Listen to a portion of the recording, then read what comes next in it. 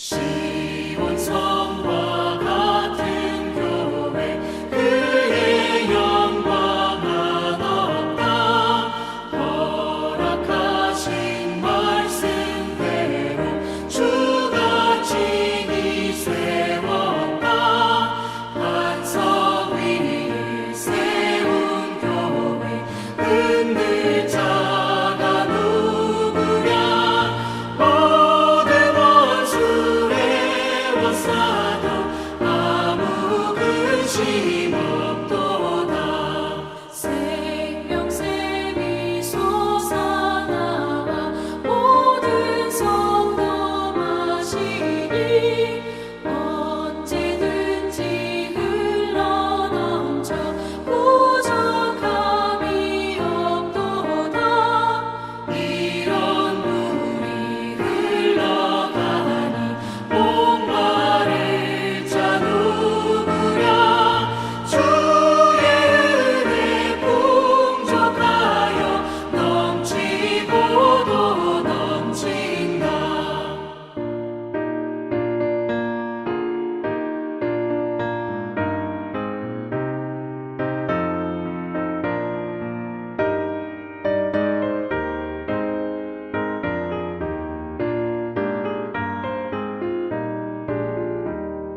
주의 은혜 내가 받아 지온 백성 되는 때 세상 사람 비방해도 주를 찬송하리라. 세상 얻는 모든 영광 아침 안개 같으나 주의 자녀 받을 복은 영원 무궁하도다. 아멘.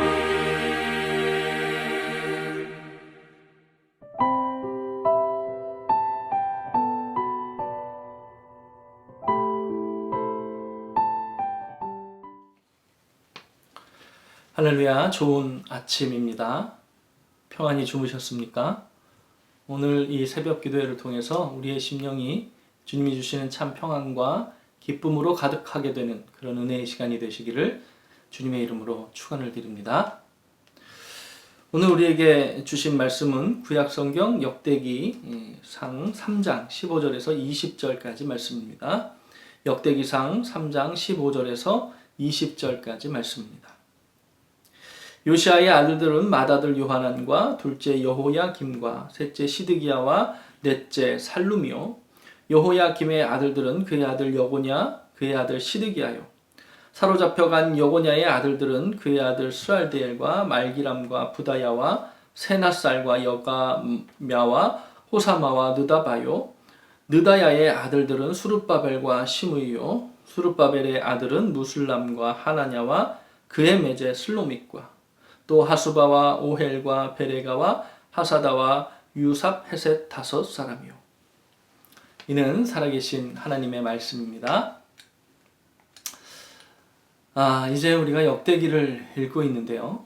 이스라엘의 역사 기록을 보면서 항상 느껴지는 것이 있습니다. 그것은 이스라엘 사람들이 신앙의 전성기를 그리워하는 마음을 가지고 역사를 기록하고 있다라고 하는 것입니다. 왜 이스라엘 사람들이 지금도 그토록 다윗의 시대를 그리워한다고 여러분 생각하십니까? 이스라엘의 국기에 보면 별이 있는데 그 별이 바로 다윗의 별입니다.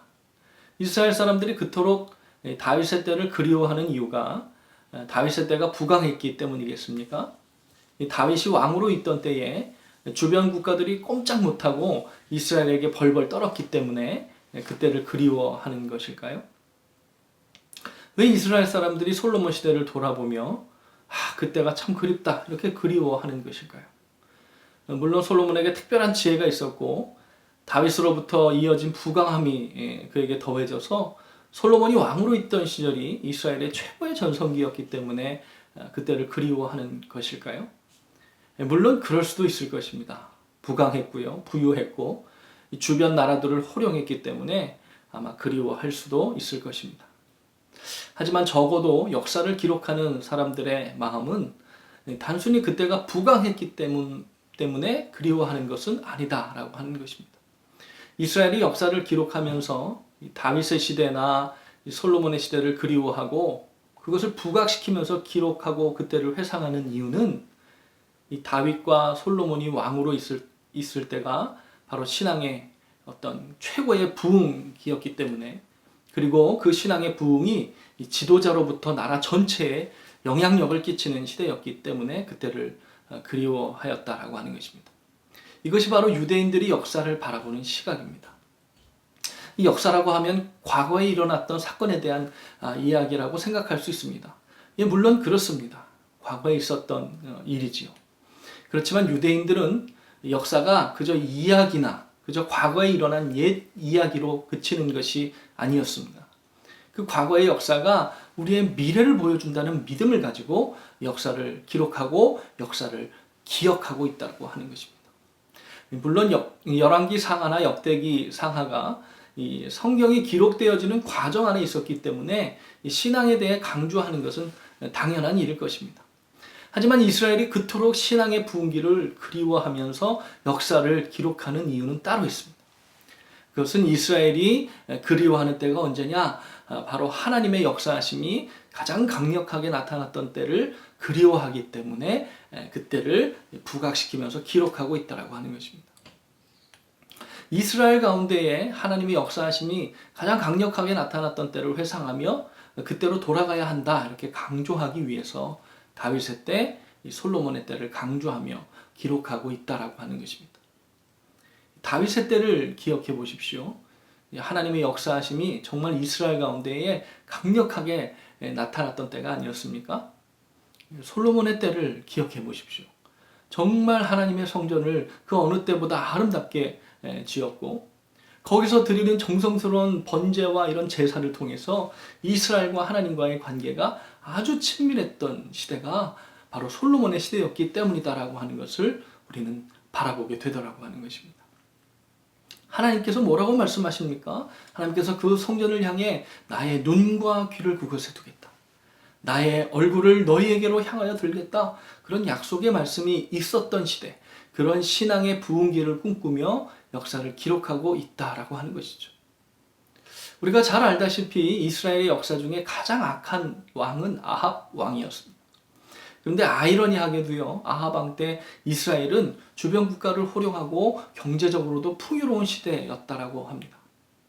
그런데 이스라엘이 역사를 기록하면서 야, 우리 아합 왕 때로 돌아가자, 그렇게는 절대로 말하지 않는다라고 하는 것입니다. 왜 그렇습니까? 그때가요, 신앙적으로 아주 최악의 시기였기 때문에 그렇다라고 하는 것입니다.